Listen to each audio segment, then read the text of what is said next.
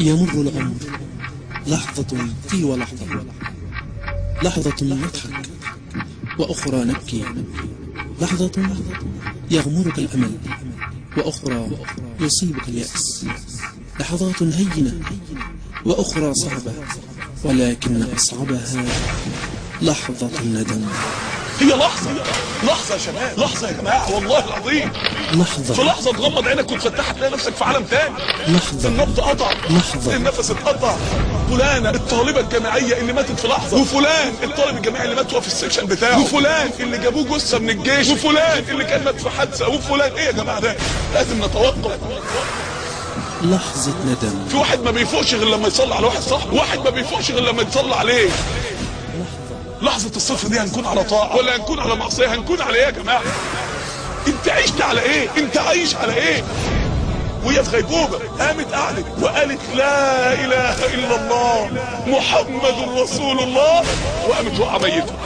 فبدأ اللي جنبه يقول له قول لا اله الا الله، ما يقولش. قول لا اله الا الله، ما يقولش. قول لا اله الا الله. في الاخر بيقول له الكلمة دي مش قادر اقولها.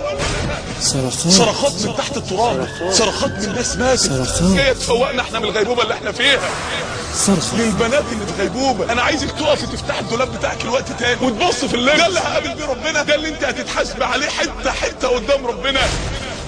صرخات من تحت التراب. قال لها انا هوديكي مكان ربنا ما يشوفناش فيه.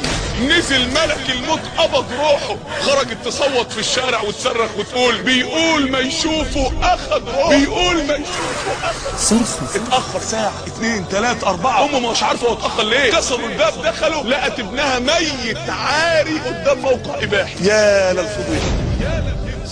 صرخات من تحت التراب لأهل المال الحرام.